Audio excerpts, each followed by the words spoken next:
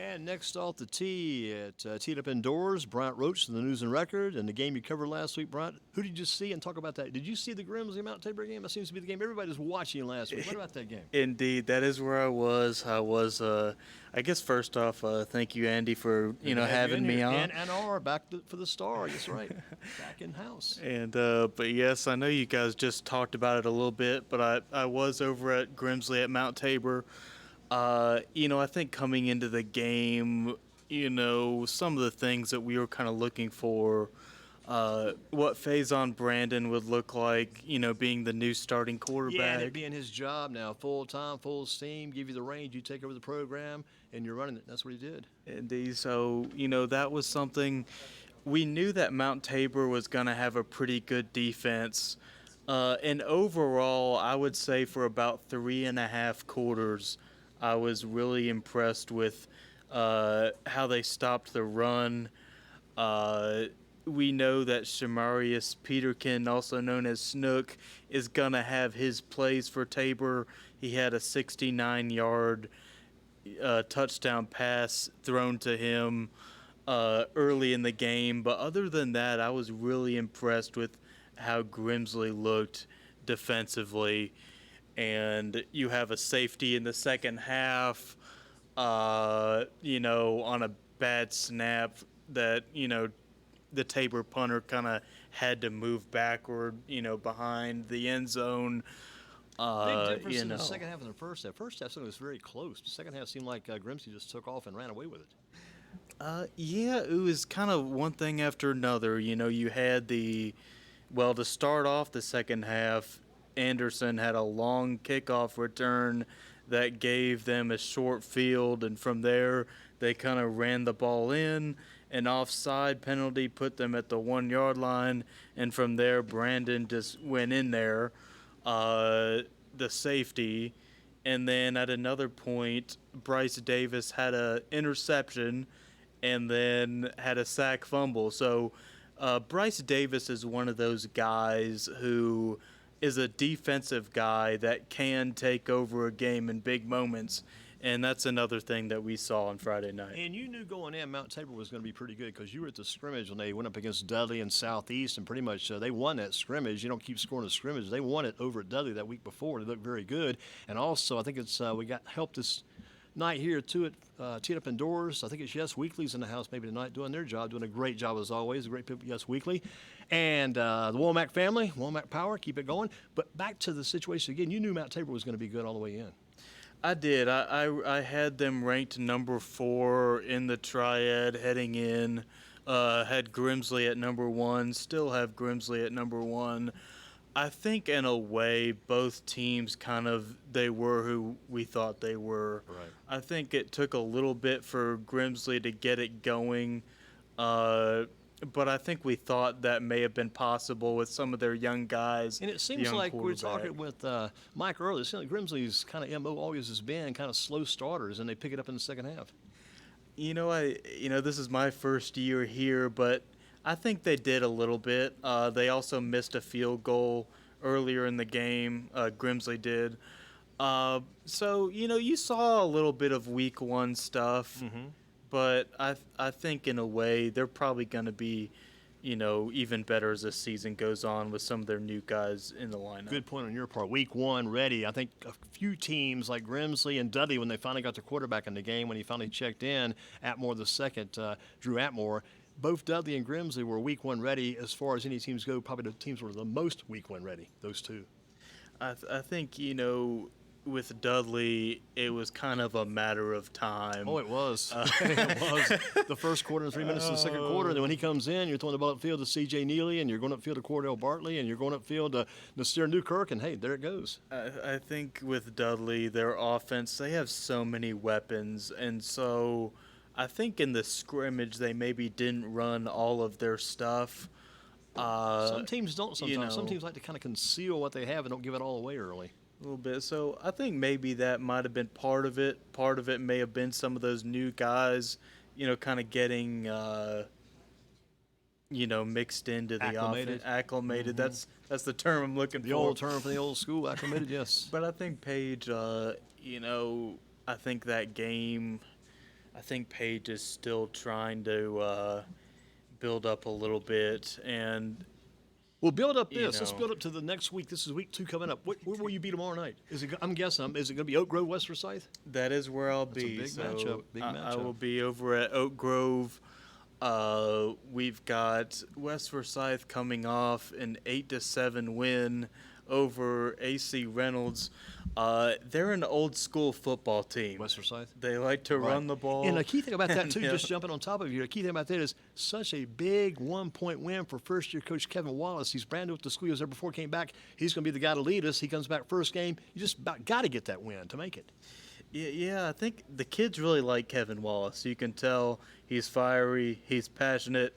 During practice, he is, he's definitely going to keep them up.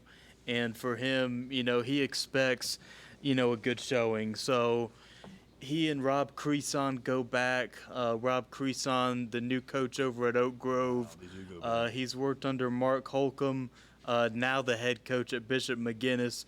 But Rob was his defensive coordinator at Oak Grove for, since the beginning of the program, was also at North Davidson for a bit. So Kevin Wallace, they know each other. A lot of connections And so there. that'll make it fun, too. You'll be at that one tomorrow night. Let's go to some other things. Right now with you, this is something to throw at you. Top 5 players in the area, the Triad or the Piedmont Triad, top 5 players you think about after week 1. Who are maybe your top 5? If you can list them, you may leave somebody out or get them out of order, but what the heck, top 5, who do you have out there so far? There's got to be a few that stand out. Just the guys that played really well last week. Yeah, last week on the first week, week 1. Who's out there so far? Let's see. So we talked about Bryce Davis, Absolutely. who, absolutely took over. How about the young man that made the full spread losing record the other day? I saw that whole big picture Oh, there. yeah. How about that kid? I was Oak about Grove. to say Carson Williams, running back, had 190 yards. They run a shotgun option, rushing attack. So he's going to be a big part of what they do. You talked about Atmore. There's so many guys. Another guy, too, that kind of got left off the chart. The McManus kid at High Point Andrews had a huge week. They're playing Bartley Yancey. But anyway, he had about 240 rushing, did a lot of big things for Andrews. That kind of got them off to a good jump start last week. Yeah, he's a speedster. He was a big part of Andrew's state team. championship track team this past spring. And Devin Hackstall, their quarterback from Ragsdale, they run a lot of power stuff, a lot of read option type stuff. They're going to be a dangerous combo for Andrews, I It's going to be a think. fun game tomorrow night for the fans over at Simeon Stadium. High Point Andrews versus High Point Central, the battle of the High Point, the Chair City, throwing chairs and tables and everything at each other. Be a big battle there tomorrow night. Indeed, I think the city of High Point, that is the rivalry for the city of High Point. And like you said, both of those teams share that stadium on a regular basis. Andrews is the quote-unquote home team this year. Yeah. I think on paper it looks like Andrews right now has the better team, look better on paper. Tell you one thing about Central you got my never know. attention. Let me jump in here again. Central, I talked to Coach Doak one day this week. Can't keep up to days anymore. Talked to Coach Doak this week. Let's talk about his quarterback. Had a heck of a game, about 250 yards passing last week. His quarterback, Johnson, he's got Kamari and Kamani. One's Kamari, one's Kamani, the brothers, the Johnson brothers. About 240 yards passing and maybe a touchdown or two. Very few, but the problem was cramps. He didn't get to play the full game. They kept cramping up. So they got to the pickle juice this week, trying to get that pickle juice flowing and get those guys going. But again, there's some talent on both those teams tomorrow night for that game between Central and Andrews. Central's a very interesting team. You talked about Coach Doak. He was a assistant, then became interim guy, and then he sort of got thrown into the fire as the head coach without even really getting a whole lot of time to work with what he has. I went over to the truck bodies Mickey Truck scrimmage Buddies. the other day. My man Dean Sink. Shout out to Mickey Truck Buddies, Dean Sink and Greg Swear making that happen over there. Those guys, yeah. Yes, indeed. I thought Central looked better than given the circumstances. I came away pretty impressed with Central. And better than people probably are thinking, because last year I they think just so. struggled quite a bit, but could be a much better team if they can keep those guys on the field and they're not cramping up. Like tomorrow night could be really a night where cramps are going to be an issue that could be really looked at, because with the heat tomorrow, this could be a tough thing for these kids. Yeah, they actually led Reynolds 6-3 at the half, and Reynolds has a new coach, Coach David Yock. some people honestly told me in their preseason polls picked Reynolds last in the Central Piedmont, but I gotta tell you, they're much better than they were last year. Coach David Yuck is a really good offensive mind, uh, dual threat quarterback, and Tom Eldrog. We'll see. They could surprise people a little bit. Here's one more for your top 5 list. Let's go with this kid out of Eastern Guilford, the Wildcat, Stephen Murray, the job he did last week. Yeah. Stephen had a heck of a game. Jason Jones, the quarterback, also. I think Stephen Murray, you're going to see that same thing from him every week. Yeah. Eastern Guilford, I tell you, one of the teams that I think I was higher on than others in this area. I really like what they have coming back. Like you said, quarterback figured out. Stephen Murray, an electric guy when you put the ball in his hands. A power running team. They're a team that can throw it or run it. They don't have to. They're not a one-dimensional football team. They can beat you in different ways, and that's why I really like Eastern Guilford. They're going to have a tough game this week against Burlington Williams. That's a matchup, a good matchup. That's one of the better games in the area, too. Yeah. And I'm really looking forward to see what they look like. Williams, Did it get your attention when Williams beat Northwest last week, when they beat the Vikings? Did that get your attention? I think it did a little bit. I thought it was going to be a close game, so I wasn't, overly surprised because I thought it was going to be two good teams, battling it out. So I wouldn't say I'm overly surprised. If Northwest won, I wouldn't have been surprised either. I mean, those are two good teams, and, Northwest, a bit different approach, too, because it was almost half and half passing and running, because it seemed like Ryan Debo, 3 touchdown runs, I believe, the running back, and then Tanner Blue threw about 185 yards, maybe a couple touchdowns, and Trent Cloud had his numbers. But, from what it was, I mean, Williams beats them. That kind of puts Northwest in a hole. Right? They could have got in a hole. They play, North Davidson next, right? A little bit, yeah. North Davidson's going to be a very young team. Okay. So I like Northwest. Northwest, the schedule honestly it sits pretty well for them until they get to Grimsley. When they get in the conference, yeah. And they play them early in this conference season, too, I They believe. do. So Tough. honestly, their schedule isn't too difficult until they get to the big one, Grimsley. Let's go to something real quick as we get ready to close with Bryant Roche from the News and Record. Preps writer, got some every day today. I think it's about another, maybe a volleyball player, some track star, all these different players, all these athletes, high school athletes locally. But the Heat tomorrow night, real quickly, touch on that again, because schools are making changes and moving games back from some 7:30 to 8 p.m. because of the heat. It is pretty interesting. I actually had never heard of that. But I was told from multiple coaches that they're moving games to 8 o'clock. I'm from Florida. I'm used to the heat. Oh, yeah. So I had never heard of that. But if it's for the safety of the athletes, if an hour back, helps, whatever's best for the athletes, I support. Real quickly as we close with Bryant Roche, we talk about to reach the Roche. How do they reach you? How do they get in touch with you? I know you've got that Twitter spot and things there. How do they reach you? Get in touch with you. All right. Oh, awesome. Thank you, Andy. So my Twitter, it's BROCHE